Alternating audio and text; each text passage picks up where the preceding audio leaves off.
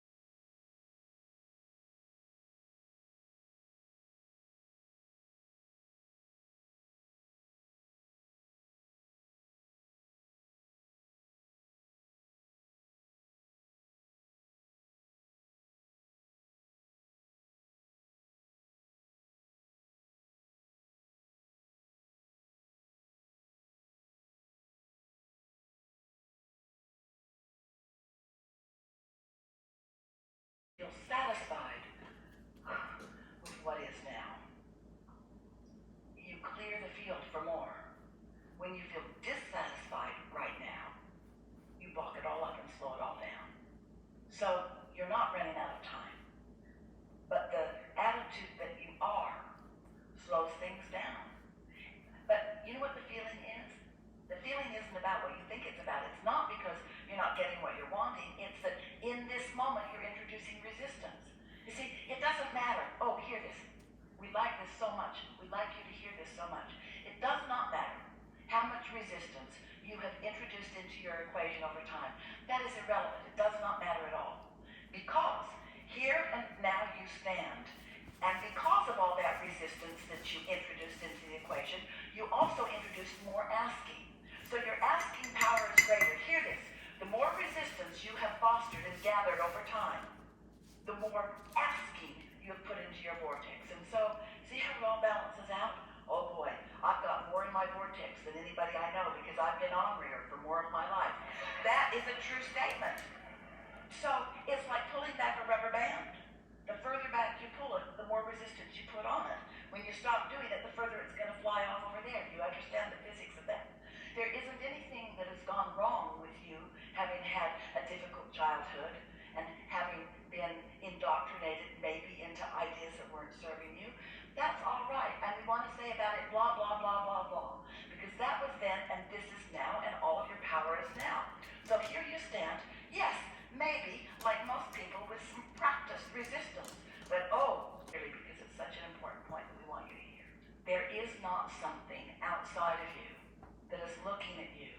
based upon your behavior, deciding about whether to give it to you or not.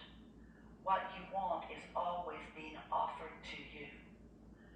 And so what you receive is completely and only. Oh, look over there. Look at that pretty kid.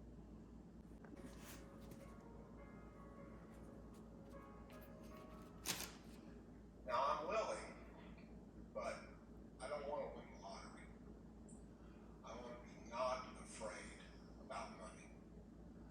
I have a middle class life, comfortable. But you would think when I'm spending $15 for parking that I was destitute.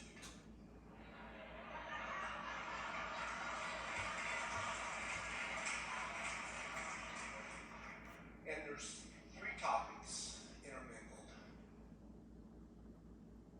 money, self-worth, and spirituality. Yesterday, what I heard, I don't know if it's what was said, but what I heard Doesn't matter what was said, it only matters what you heard. was talking about sexuality. And it's like, you can't be spiritual and sexually active. That was the beginning premise, but that's not Right. the way it is, yeah. Right. So for me, it's like, you can't be spiritual and heavenly. A lot of people feel that way. Now, that does not appear to be your problem.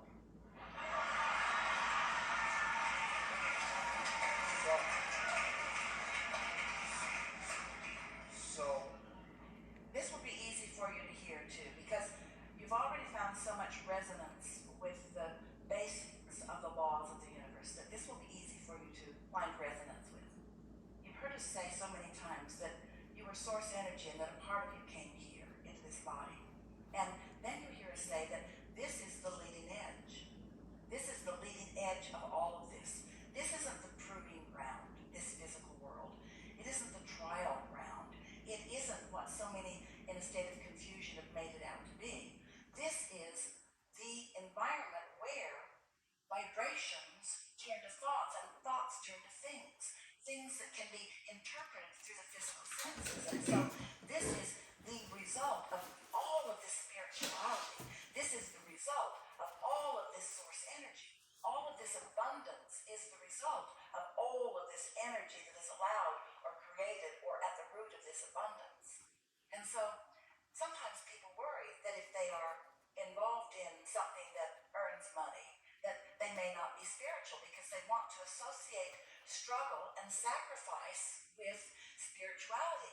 And that is the biggest flawed premise that they begin with, because there's no shortage consciousness in source. Source is extending abundance and abundant vibrations and abundant thoughts to everyone. It's like raining down on all of you. But many have a resistant sort of shield up because they have that flawed premise. And so you just have to sort of prove it to yourself. Yes? We talked about this yesterday to some extent. When you are tuned in, tapped in, turned on, when you have found that receptive mode, and then you affirm, it adds momentum, it brings clarity, and ideas flow. But if you are on the other end of the stick, if you're feeling sadness or depression or fear over not enoughness, and you're affirming from that point of view, then you're affirming where you stand, not what you want. You want to know where you are vibrationally before you start cementing yourself into that experience, because you have free will, because no one's going to impose from source energy perspective anything upon that which you focus into being. Really good. Good time for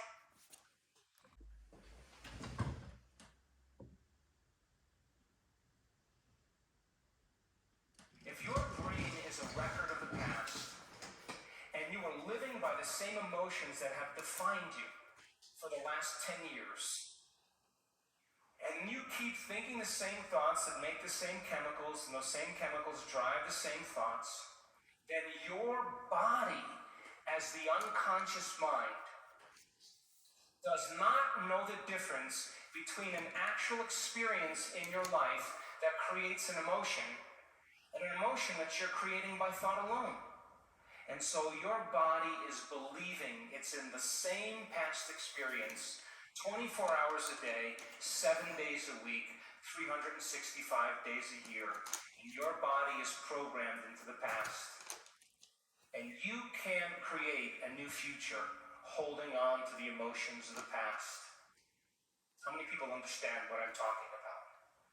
So then, when you react to someone or something in your life, you have a choice. That when an event changes how you feel, there's a chemical change that's taking place in your body. And most people don't think they can control their emotional reactions.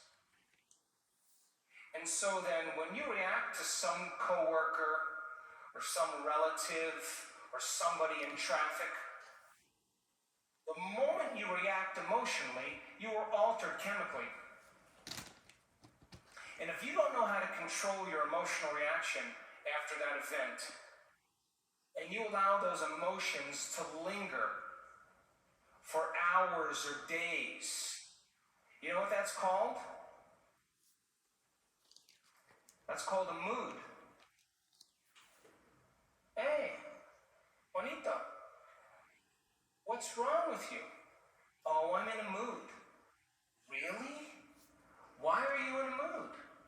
Well, this thing happened to me 4 days ago, and I'm having one long emotional reaction. And if you keep that same refractory period going on for weeks or months, that's called a temperament. Hey, why is she so angry? I don't know. Why are you so angry? Why are you so bitter? Why are you so enchilada?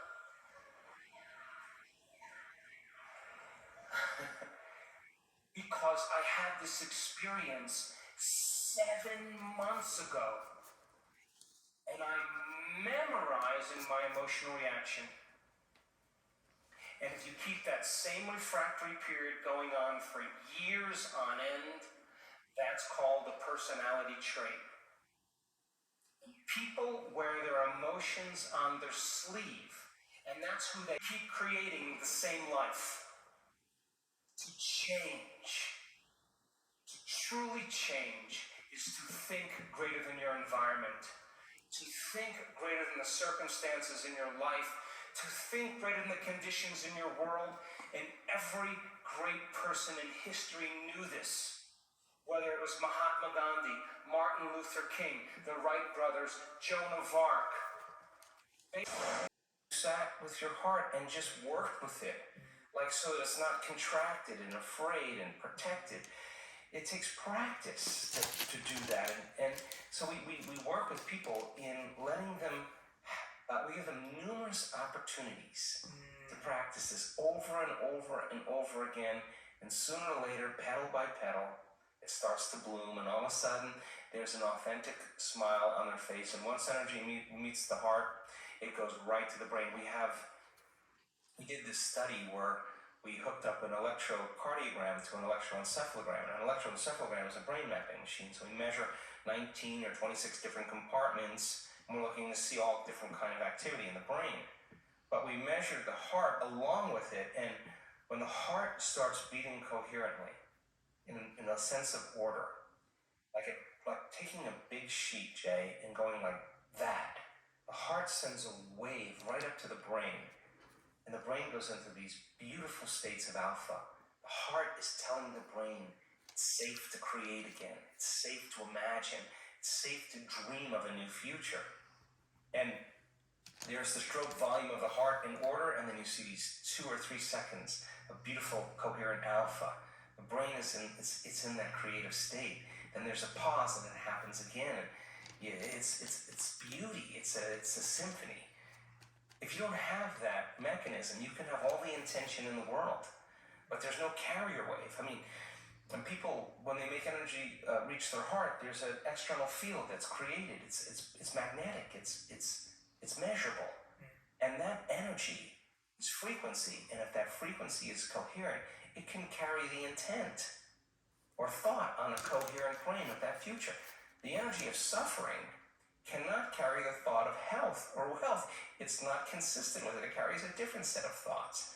So then the training then is getting people into those hard states, because once they start trading that fear or that pain or that frustration or trying or whatever, forcing, control for gratitude, and they just let all that go.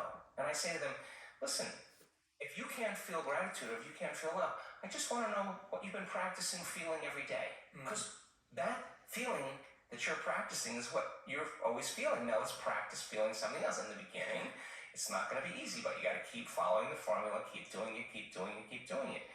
Well, when they start feeling gratitude, it's very interesting, because the emotional signature of gratitude is that something wonderful just happened to you. Something favorable is happening to you, right? So you've just received something, or you're receiving something, you say thank you. So gratitude is the ultimate state of receiving emotionally.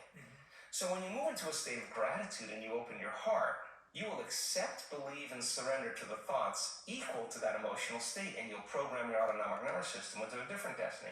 You could say, I'm healthy, I'm healthy, I'm healthy, I'm wealthy, I'm wealthy, I'm wealthy, I'm wealthy, I'm free, I'm free, I'm free, and your body is conditioned into misery, and it's saying, no, you're not. And that thought stops right at the brainstem. It never makes it to the body, because the body is on a different program.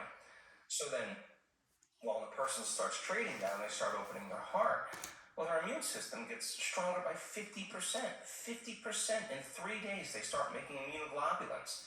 Your body's natural defense against viruses and bacteria, 50%, not a little bit, a lot. That's one study. And so trading that, telling the body it's in the environment where it already happened. And so that's when the miracles start happening. That's when people say, I'm not doing anything. Well, of course you're not. You don't have to.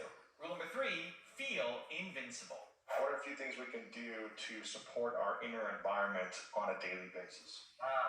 Well, listen, the first thing and the most important thing for me is knowledge and information.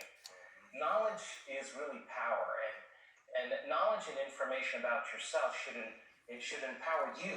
It should empower the self, right? So when we learn about the immune system and all it can do, and we say, oh my God, you mean not every virus gets to me? In fact, no.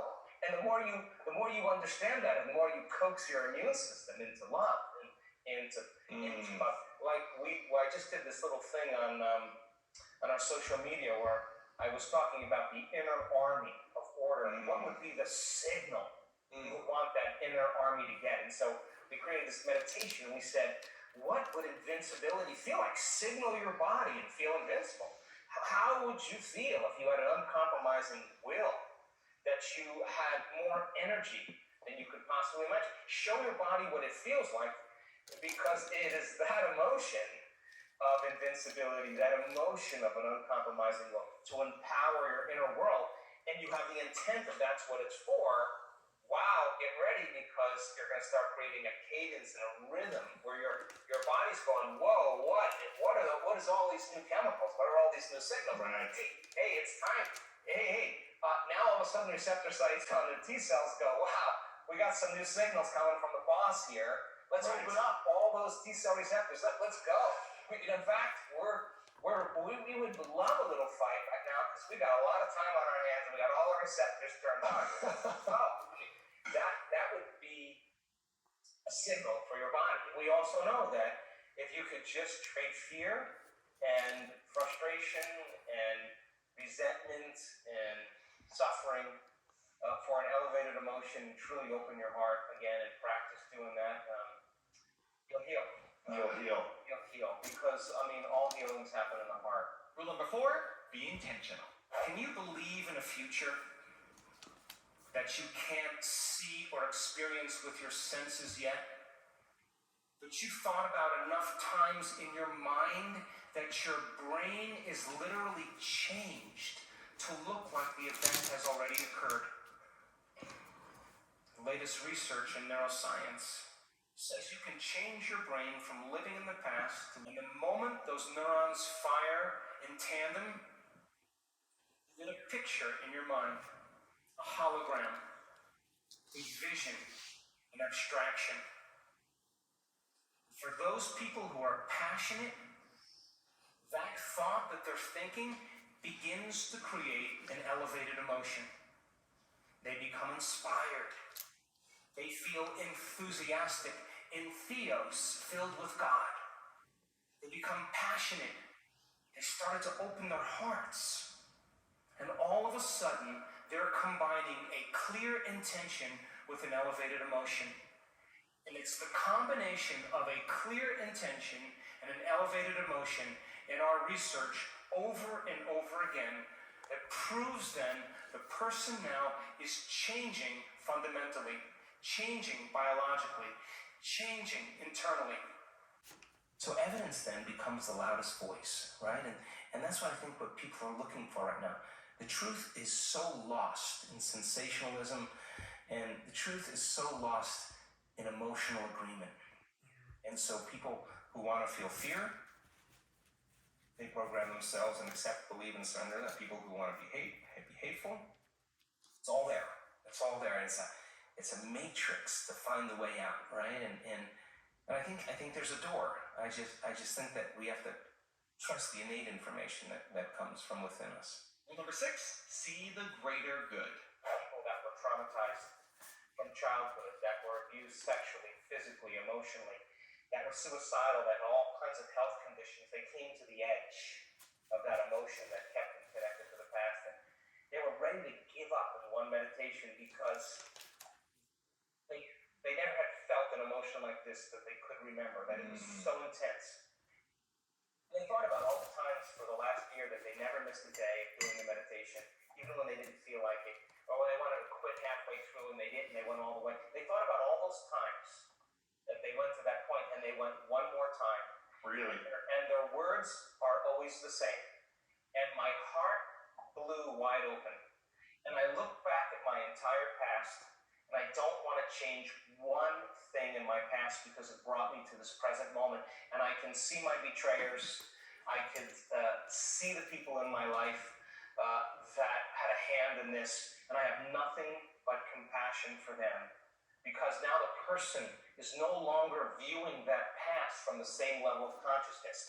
They're viewing it from a place of love, of wholeness. And they see the greater good of all of it. And now their conditions, their health conditions, their endometriosis, their uterine tumors, whatever it is, literally disappears, and they have an incredible change in their brain chemistry. They're in love with life. They're off their meds. They're not suicidal. Why would they be? Because they're free. So it can happen in an instant when the heart is healed, and everybody gets the new signal. The body's out of the past. The body's no longer feeling the emotions of the past, and sometimes you got to come right up against that edge. That's the great moment. Rule number 7, understand the immune system. Our immune system is kind of like our rudimentary nervous system. It has cells that are mobile, and they're called plasma cells or white blood cells. And their job is an internal defense. In many of our body's plasma cells line the mucous membranes, gut, the digestive tract, all the orifices of the body, the nose, the mouth, ears. And it's a line of defense against foreign invaders and toxins. And when the immune system is facing some foreign invader, whether it be a virus, a bacteria, a mold, a fungus, some foreign agent, it is the army of plasma cells that move towards the danger and begin to attack these foreign agents. And there are cells in your immune system called T cells. And T cells are like the ninjas of the immune system.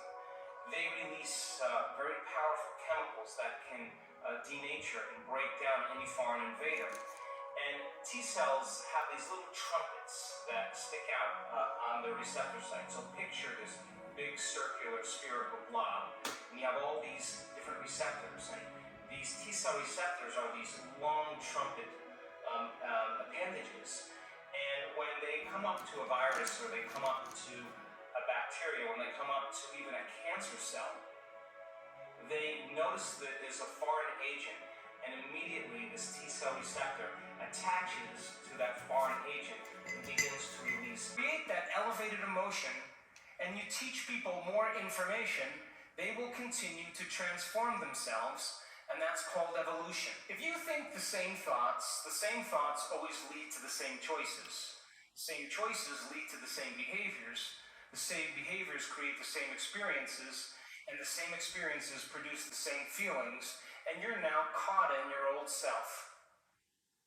But new thoughts should lead to new choices, and new choices should lead to new behaviors. New behaviors should create new experiences, and new experiences should create new emotions, and that should inspire evolution. Choices that demonstrate new actions, that create new experiences, that cause you to feel differently, you will begin to walk into a new future. How many people understand this? So most people try to create a new personal reality as the same personality, and it doesn't work. You literally have to become someone else. So, crossing the river of change, going from the old self to the new self, requires you stepping into the unknown. And if you are now in the unknown and you feel uncomfortable because you're leaving guilt behind, you leave unworthiness behind. You see, the biggest problem with most people is they want to create wealth, but they feel lack. They want a new life, but they feel unworthy. That's mind and body in opposition. And our research shows that you can teach people how to recondition their body to a new mind. Of eternity, that the soul is going to be around for eternity. That's a long time. And that means you got to be okay with you for a very long time. Yeah. So I think it's the creation of more experiences, and I think I think we came from source, from singularity, from oneness, and we have descended down into density, fooled by our senses into separation, and every single being has a spark of oneness of the divine within them, and we got so separate that we now have our own free will to answer the question, is there more? Because if you're oneness, it gets kind of boring after a while. Like, is there anything else? Well, the moment you ask if there's anything else, you're no longer oneness. You're something other than oneness, right? And you're a different consciousness, separate from oneness. So I think then we live life, and then when we can predict the feeling of everything that can happen in our life and gets boring and we're not impressed by anyone or anything, we ask the same question, is there more? And that's when the soul goes, all right, well, it's been how many lifetimes you've been doing this? Okay, there's an awakening. And we ask that question, and then all of a sudden we start getting information and books and stuff and meet people, and it gets exciting, and it's how the universe works. And so we climb out of this, and I just think there's so many incredible experiences that are left in the unknown that we get to have. And then of course when the journey's over and you've evolved to that point, then you take that wisdom and you say, here's what I learned, and it was scary down there, and you're like, boy, I tell a great story. And then you hang out there and you go, is there anything else besides that? And here we go again. It just never ends. I don't know, that's my theory. How do we brainwash ourselves in times of stress and anxiety in order to become more peaceful, loving, and successful in the future? How do we brainwash ourselves in a different way? Sure. Well, that's what I have spent just about my whole life. Wow, I mean, the first and most important thing is that you have to understand that if 95% of who you are is a set of unconscious programs, then the first step is lighting a match in a dark place. If you want to become someone else, you got to become aware of who you are. Yes. That means you got to start thinking about what you've been. To the materialist who's waiting for their wealth to show up to feel abundant, they're in their past. The person who's waiting for the success to feel empowered is in their past. The person who's waiting for their healing to feel wholeness, they're the person. In other words, empowered in order for your success to show up. You have to feel abundant for your wealth to find you. it could feel like ahead of the actual experience is changing their biology, because most people wait for something outside of them to change how they feel inside of them. A habit is a redundant set of automatic, unconscious thoughts, behaviors, and emotions that's acquired through repetition. A habit is when you've done something so many times that the body now knows how to do it better than the mind. So now the person running through the same routine every single day is on autopilot, and their body's now dragging them into a predictable future based on what they did in the past, and they've lost their free will to a set of programs, right? So now you have the familiar past and you have the predictable future. Those are knowns. So the only place then reasonably where the unknown exists is the sweet spot of the generous present moment. That is when the body and mind are free from those conditions. So along with those emotions that influence the same thoughts, people start becoming more judgmental. They start becoming more impatient. They start becoming more entitled. They start getting more afraid, more anxious, more depressed. And now the body is literally being depleted of energy because it's believing that it's living in an emergency situation. And in emergency, you tap all of the body's resources for some threat, whether it's real or imagined. And so then when you're releasing all of these chemicals, we are literally drawing the body's life force and turning it into chemistry. And so for the short term, that's cool. But the arousal that's created from those stress hormones is a rush of energy. And so then people use the problems and the conditions in their life to reaffirm their conditioning or their addiction to that emotion. And in a sense, they become addicted to the life they don't even like. And this is why change is so hard. So then when a person makes up their mind to change and they say, okay, I'm not going to say I can, I'm not going to judge another person, I'm not going to blame, I'm not going to complain, I'm not going to make excuses, I'm not going to be a victim, I'm not going to talk trash about anybody, I'm just going to stop. Well, that works out really well for the first couple hours. When the body's saying you're out of schedule, you normally at 8 in the morning you're getting traffic and you're angry. Then at 11 o'clock you check your emails and you're really judgmental and frustrated. The body's saying, oh, well, you've been doing this for the last 20 years. You're just going to stop today. So now the body, which has been conditioned emotionally to be the mind, wants to return back to its familiar territory, to the known. So the body starts influencing the mind. And it says, come on. This is a good time to judge. Come on, this is a good time to suffer. It's your ex's fault. It's the government's fault. It's it's the weather, the news, whatever it is. And if we accept, believe, and surrender to that thought without analyzing it, it slips by and it begins to program the autonomic nervous system to make those pharmacy of chemicals. And so that's when the person makes the same choice, does the same thing, creates the same experience just for that familiar feeling. Okay, I'll complain just so I can feel suffering. Then they'd rather be unhappy than step into the unknown. Well, look, I think that emotions are energy in motion. And so let's just say that we share the same experiences, okay? We're friends and we share the same experience. Hey, you're from London, I've been to London, my daughter lives in London, and we have, hey, you do this, I do that, you did that, you own this, I own that, So what we do is we actually look to see when we meet people if we're matching neurologically, if we're matching emotionally. So if we share the same experiences, we share the same emotions. And if we share the same emotions, we can relate to one another. So this is where it gets sticky. So then the moment you start saying, that person did that to you once, yeah, that person, I had a similar experience, that person did that to me. Now we open the door like, I'm going to use you to reaffirm my attachment to that emotion. And let's just work it up so that you can suffer and I can suffer, and then we can have a conversation.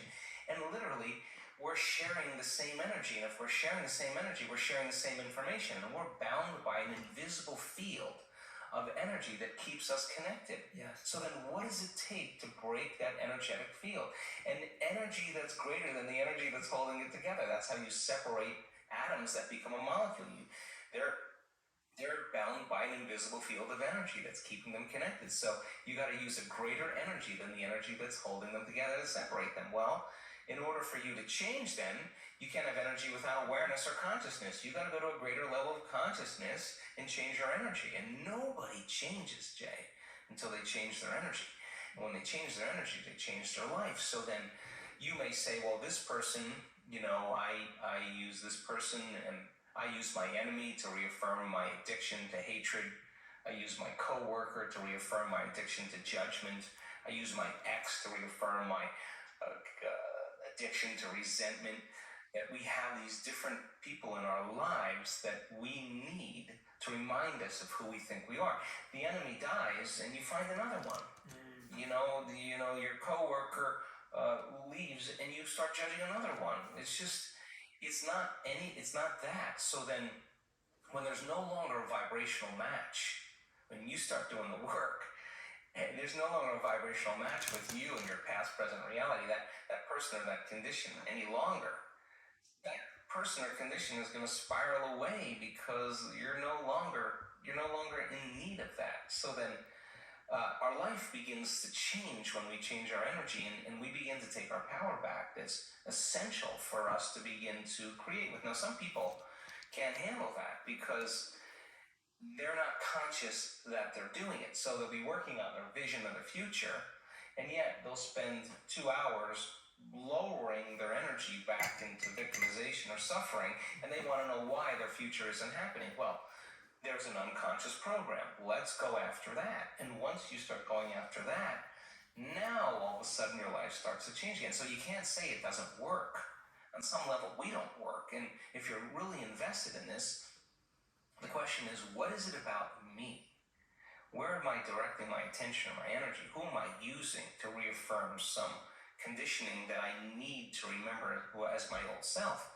So then when you stop reacting to the person, or the person's now complaining to you and you're not complaining back, it's going to be an uncomfortable moment because you're all of a sudden seeing a part of you used to be that you no longer are, and you have to be willing to not go there. And over time, that person will thank you and they'll say, I didn't even know that I was complaining that much. And by changing yourself, you help others.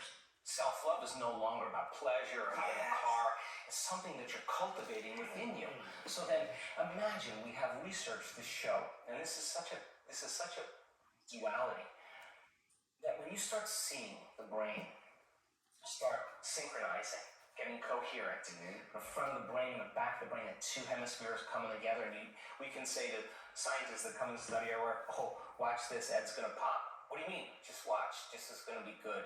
And all of a sudden you see this brain going into this kind of psychic union, the heart blows wide open, you see coherence going on, and you look around at that person, and there's tears around your environment, and you got your cell phone, and you're tweeting, and you're Instagramming, and Facebook, and whatever people do, you're distracted by that feeling. But I now know that if you take a person and you say, okay, close your eyes, sit in the silence of any external stimulation, remove the environment, sit your body down like an animal. Body is the animal. Tell it to stay. I'm going to feed you. You can check your cell phone. You can shower. You can have your coffee. But when I say, and so then here comes the challenge, right? So, and then if you say then you're not going to live in the familiar past or predictable future, you're not going to think about how long you've been meditating, what you got to do. You labor for that present moment. People think when they do this that they're doing something wrong because there's such discomfort that comes with it. But they're in the unknown. They're actually doing it right. People say, I think I'm meditating wrong. I always say, oh, no, you're doing it right. Because when you notice that your body wants to get up and check your cell phone or have a cup of coffee, and you become aware that it's on autopilot and wants to do that, and you say, come on over here, and you return it back to the present moment, you're executing a will now that's greater than the program. And if the person wants to, later the body is trained to a new mind, and when that happens, there's a liberation of energy. The body goes from particle to wave, from matter to energy, and there goes that emotion, literally liberated from the body as energy. So a person who has the strong emotion to some circumstance in their life, and they're working and lowering the volume of that emotion. The more they lower the volume of that emotion, the more they're going to take their attention off that person and problem, and they're going to take their power back. There's going to be a break in their attention from that circumstance. And now they build their own field. And now there's energy to heal. Now there's energy to create a new life. Now there's energy for the mystical moment because they've overcome their old personality self. So I think, it's not like thinking positively. That's not the message. It's overcoming until we become somebody else. And when that occurs, and the person starts thinking differently, and they start acting differently, and they start feeling differently, they're a new personality, and they start seeing those synchronicities and serendipities.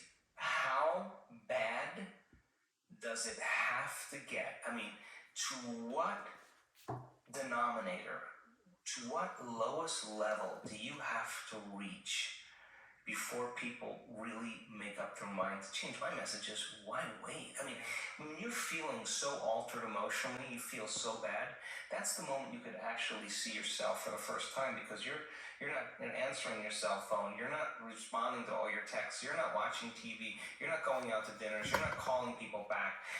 Something's altered in you, and you're starting to become self-aware, right? So person, why are you so unhappy? Why are you so frustrated? Why are you so resentful? The moment you ask that, their brain is going to associate that emotion to a past event. To a memory. Yeah. That's because they have nothing to look forward to in their future. So if you're not being defined by a vision of the future, it just means to me that you're more in love with your past than you are with the future. So how do you teach people to believe in a future that they can't see or experience with their senses yet, but they've thought about enough times in their mind that their brain is literally changed to look like the event has already occurred? The latest research in neuroscience says that's absolutely possible. We know that. And how do you teach a person to select a new possibility in their future and begin to emotionally embrace that future before it's made manifest to such a degree that their body, as their unconscious mind, is believing it's living in that future reality in the present moment, and they're signaling new genes in new ways ahead of the environment. Now, till their body begins to change to look like the event has already occurred. We've proven that that's possible. Now think about this. So the more you think about your desired future, the joy, the gratitude, the feelings you want to have that are more positive, the more you think about it as a future thing happening, the more your body shifts now. Exactly. So your body is believing it's living in that future reality in the present moment. Now think about this. The stronger the emotion you feel from some condition in your life, the more altered you feel inside of you, the more you narrow your focus on the cause, and the brain freezes an image and takes a snapshot. And that memory now is embossed in the brain. It's branded in there. So then people think neurologically within the circuits of those past experiences, and they feel chemically within the boundaries of those emotions. And the stronger the betrayal, the stronger the trauma, the more the body's living in the past, right? So how do you reverse that? So now, if you truly got passionate about a future, we've all done this. You get a wild idea in your mind, and you start holding on to that vision, and you're preoccupied with it. All of a sudden, the thought in your mind becomes the experience, and you start feeling the energy of the future. Now, the stronger the emotion you feel from that vision, my goodness, there's more liberation of energy. I call that the natural state of being, and we're knocking on that door. Why? Because as you begin to open your heart to life again, and you start trusting in your future and trusting in yourself a little bit more, and you start self-regulating with your heart, you do that properly, and you lead from that place, from that level of awareness, your life will change in dramatic ways. And why is that essential? Because when people start doing that effectively, oxytocin signals nitric oxide. Nitric oxide signals a chemical called endothelial-derived relaxin factor. And that causes the arteries in your heart and lungs, Jay, to literally swell. Just like when your sexual organs are aroused and blood flow moves into them, male and female, that's a different consciousness. There's a different energy in there. Imagine the same intensity moving into your heart. That's what people are experiencing. That is a level of love. It's not like a love for your puppy. It's not like a love for your partner. This is transcendent of that. This is the most familiar, unfamiliar feeling you will ever have. It'll be distant and at the same time very close.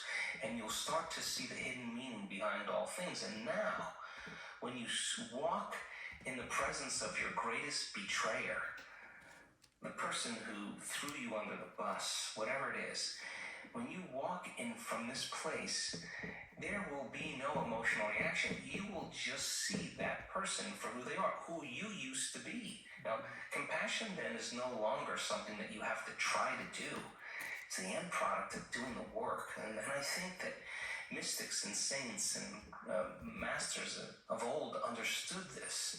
So when they thought of that person, they didn't allow that thought to produce a feeling or an energy that would lower their energy. They understood that when they had the thought of that person, they saw their limitation. It wasn't hurting them, it was only hurting themselves. Now, I think that if the world was doing that, wow, we'd have a very different world. And if you get caught up in it, you begin to install the neurological hardware in your brain to look like you've already done it. Now the brain's no longer a record of the past.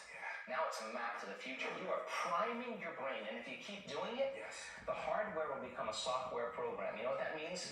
It just might start acting like a happy person. Well, there's no surprise there. You install the circuits. Stress hormones arouse the body, so you have your attention on your body. Stress hormones alert the brain, so you're aware of everything in your environment, like an octopus with tentacles in all different directions. You got to control and predict everything in your life. And if you're living by the hormones of stress, you're always investing your attention and energy into the known future based on the past. So you're on a line of time here, in a timeline. So then, let's think about it. How are you going to make thought more real than anything else? How are you going to create from thought? Well, let's close our eyes. Let's disconnect from the environment. Less sensory information coming into the brain, less distraction, as you said. Let's play some soft music in the background. Let's stick some earplugs in our ear. Whatever you want to do. Diminish sensory. Now you're sitting down. You're not eating, you're not tasting, you're not smelling, you're not feeling. So there's less sensory input coming into your body. So then now your brainwaves begin to change. They start slowing down, and you move from this beta brainwave pattern where you're aware that you have a body in space and time, or your attention is on the outer world, or your senses are giving you information, less sensory information. Now your inner world starts becoming more real than the outer world, and you're not the voice in your head that's always talking to you. As your brain waves change, you start seeing images and pictures and symbols, and less in that vocalization, that sub-vocalization. So your brain waves start changing to alpha. You're going to start creating, start dreaming, pretending, right? So then, if you say to your body, you're going to sit down for an hour, and I know you're on a program because you wake up every morning and do the exact same thing, and now I'm going to make you sit, just like sit to an animal. You sit, you stay, and your body's going to say, I'm going to die, my bladder's going to explode, I need a coffee, I got a lot of emails to do. That's the program. And you say to your body, today we do battle. Today, this is it. And you sit through that, and you make your way, even though your body's trying to get up, and you keep settling it back down. I'm telling you, when you start your day that day, you will be more kind, more loving, less judgmental, more patient, more present, because you're mastering the present moment. That means you're not in the predictable future. You're not in the familiar past. You're mastering time. And so then, if where you place your attention is where you place your energy, and all of your attention is in the present moment, you've got a lot of energy to do amazing things. And you know when someone's present with you in your life because they're paying attention to you. And you know when they're not present because they're not paying attention to you. So the act of getting more present means you're putting a lot of energy in the present moment, and you're taking your power back from all these things and people in your life. So we teach people this. As they start breaking through and they start being able to unfold into this field as an awareness, and they're not putting their attention on their boss or their ex or their wife or their kids or their cell phone or their WhatsApp or their Facebook, they're not thinking at all. So then, as they're sensing the space, they can't think. And if you can't think, you can't analyze. And if you can't analyze, the analytical mind is what separates the conscious mind from the subconscious. Just open the door. Wow. And so now you can reprogram it. If you could give everyone in the world an experiment to do for 30 days, or one activity that they'd have to do every day for 30 days, what would it be? Oh, I would ask them to take out a piece of paper and write down every thought that they've been thinking that's standing in the way between their future and where they are. To write down every habit or behavior, even how they speak, that stops them from becoming the person that is healthy, wealthy, or free. And then to begin to recognize the emotions that keep them in the same state of being every single day, and become so conscious of those thoughts, behaviors, and emotions that they wouldn't let any of them slip by unnoticed by them. Then I would have them write down the thoughts they do want to fire and wire in their brain. I would have them write down what the behaviors look like of a great person that they wanted to become.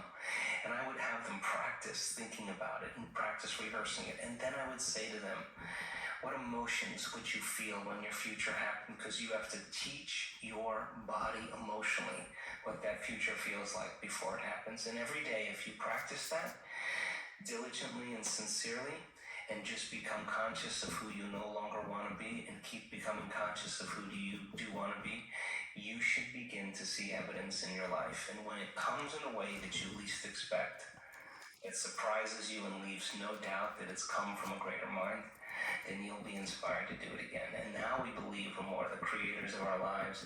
If you said, well, listen, I'm not going to wait for my healing to feel gratitude. I'm not going to wait for my new relationship to feel love. I'm going to actually teach my body emotionally what that future feels like before it happens. Now, this is a big turnaround for a lot of people because we're so reliant on the outer world to change our inner world, right? Waiting and And postponing. waiting is not creating. I mean, period. And when people they can have the greatest intentions in the world, but if they don't combine that with an elevated emotion, there's no signal. Because the elevated emotion is the carrier, it's the energy that carries the thought. So then, when we're in separation, in lack, waiting for our wealth to feel abundance, we're basically living our whole life in pain, right? So then, if you reason this, and a person can get up from their meditation and they literally feel differently, and they're feeling the emotions of their future before it happens, this is turning the whole process around. They can't be looking for it. And why would they be looking for it if they felt like it already happened? Now there's no separation. Now this is when those serendipities and coincidences and opportunities begin to show up in people's lives. So it's work, but then when they start seeing the experience in their life, all of a sudden they start believing they're more of the creator of their life and less of the victim of their life. A community of like-minded, similar energy of people, everybody understands, they get one another. Communities tends to be the thing now that in terms of our social media and the feedback we're getting, everybody wants more community because you get 1,000 people in the audience and their energy is synchronized. Now you're doing something that's so much bigger. We're just going to measure this. I just talked to a researcher yesterday. We're going to measure 1,000 people when they reach that synchronized moment when we know that the entire social coherence in the room is orderly. And then if you're producing an ambient, coherent magnetic field in your heart and you're tuning into a thought or an intent, and you got 1,000 people doing that, and your energy is going to start interfering and commingling with the person's next to you. When that energy starts to synchronize, it's going to produce a bigger wave. The higher the amplitude, the higher the wave, the more energy there is. So now you have one mind and one heart. And now when it comes to healing others, and we've done the research on this now, and we're collecting the data, that we're teaching people how to administer a change in energy in the person that's laying there. Because it's not matter that emits a field. That's the wrong way to think about it. It's the field that creates matter. You change the field, you change matter. It's not your job to change the tumor. The tumor is the illusion. It's the pattern in the field that has to be changed. So once people start reversing this, then you start seeing the tumors disappearing. You start seeing blind people seeing, deaf people hearing. You start seeing people with Parkinson's disease switch on. You start seeing stage 4 cancer is reversing because now you're swimming upstream. You're going to the headwaters and making that change. But it's so important then that of the infinite places you can put your attention, let's put it on your heart. Now, where you place your attention is where you place your energy. Why? Because we want this center to bloom 1,400, 1,300 different chemicals that we store and we generate in the body.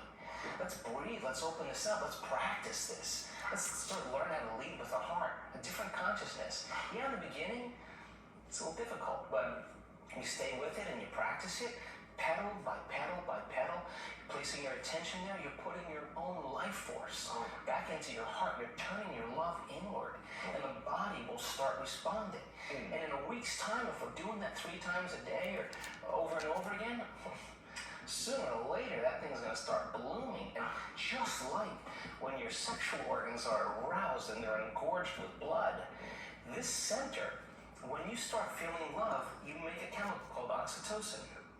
Oxytocin signals nitric oxide. Nitric oxide signals a chemical called derived endothelial relaxing factor. You know what that is? It causes the arteries in your heart to literally open up. So your heart is going to be filled with blood and oxygen and nutrients. It's physiological. It's going to feel full. You're going to have a heart-on, in a sense. Your heart is going to fill, right? And when that happens, you experience a level of love that passes all understanding. Your cup runneth over. I mean, it is, and people they're sobbing because they realize that this center finally, like a child. I think we're all faced with great opportunities, brilliantly disguised as impossible situations. And in order, like for me personally, and after looking through your book and reading a good portion of it, I mean, for me, there's no school of ancient wisdom that you need to go to be initiated. Your life is your initiation if you're paying attention. So we meet challenges in our life from a certain level of mind, right? A certain level of consciousness or unconsciousness. And even Einstein said we have to go to a greater level of consciousness than the consciousness that's created the problem. Well, what is consciousness? Consciousness is awareness. And awareness means possibilities that you haven't thought of before. So we confront problems or challenges in our life. And as a side note, I was having breakfast with a researcher just last week who's studying what happens when we perceive and condition in our environment as a problem, how it weakens the organism. They're measuring this. And when a person sees it as a challenge, how they draw energy, they raise the energy of their body back into order. So if we said, I want to be wealthy or I want to be healthy, well, what you want to be that because you're not it. So the initiation of going from not it here to it here, you're going to have to climb some steps, and there's going to be some blind spots. So you try it out and it doesn't work. Well, that's because there's a part of you that's still in a habit. There's a part of you that's still unconscious. Okay, so what is it about myself and that circumstance that I am feeling about that circumstance, and that feeling is causing me to think about it? So you say, oh, it's impossible, they'll never change. I'll hire a hitman, I'll hire the mafia, I'll hire an attorney, I'll have my friend's friend to talk to me, and nothing changes, right? Well, you're not separate from that experience. You're involved in it, and how you think and how you feel broadcasts energy into the field. So your energy is the same every day, and as long as your energy is the same, nothing's going to change in your life either. And nobody changes until they change their energy. So then, what piece of knowledge, what piece of information, what would love do? What would greatness look like? Okay, I don't know. All right, well, certainly somebody in history has faced this problem. Don't get on Facebook and say, does anybody have any answers? Don't get... Go look it up and study and read and learn. You'll own it. And you'll say, wow, that person that was wealthy, they failed 500 times. Well, hell, I had the wrong view of wealth. Okay, then failure's not a thing. I got to overcome failure. Well, yeah, just climb the step. Yeah. Okay, I'm reacting to that circumstance with the same emotion. That emotion is firing the same thoughts. I'm broadcasting the same energy into the field. If I were facing that circumstance and situation again with that person, that circumstance, what did I learn from that circumstance? How could I do it differently the next time? Find out a solution and rehearse it. install the circuitry so when you get in the circumstance, you're not going to respond in an automatic capitulation. Yeah. Now you're at a greater level of consciousness. Now you're looking at possibilities that you weren't looking at before because you were unconscious. Now, that process of trial and error is so important in the spiritual path. How many times do we have to forget before we remember? Oh, And then we remember and we forget again. And it takes constantly remembering until we stop forgetting. And when we get to that point, now we're conscious. Now there's wisdom. And wisdom is the memory of the experience without the emotional charge. Now you're ready for the new adventure. So then people draw conclusions and say, oh, it's that person that ripped me off, it's that person that what, now you don't create your reality? Oh, you only create your reality when things are good. Yeah, well, somehow you gotta tango through this. Somehow your objectivity in not reacting emotionally is going to change the energy of how you address this situation. Consciousness is awareness. Awareness is paying attention and noticing. And so 95% of who we are by the time we're 35 years old is a set of unconscious automatic programs that we've just practiced so many times that we're not consciously thinking about those. So in order for you to change, to answer the initial question that you asked, the first step is you gotta become conscious of your unconscious thoughts. And you gotta start looking at those hardwired thoughts that you think every day that are just circuits that have been fired and wired together. How do we do that? Should we just write a list at the end of the day, or one of the most common thoughts we have that day? Like, how does someone become aware of You don't have to do that. You just have to sit down, close your eyes, and not move. And then you'll start seeing. What am I thinking about right now? Yeah, and all you want to do is observe the thought, because when you begin to observe that thought, you're no longer the program now. You're the consciousness observing the program, and you're starting to pull out of the program. Thinking about the thinking. Yeah, who's doing the thinking of the thinking about the thinking? That's who you are when you're not the program. That's awareness, right? You gotta become aware. How you speak, how you act, become so conscious, so aware of it that you won't go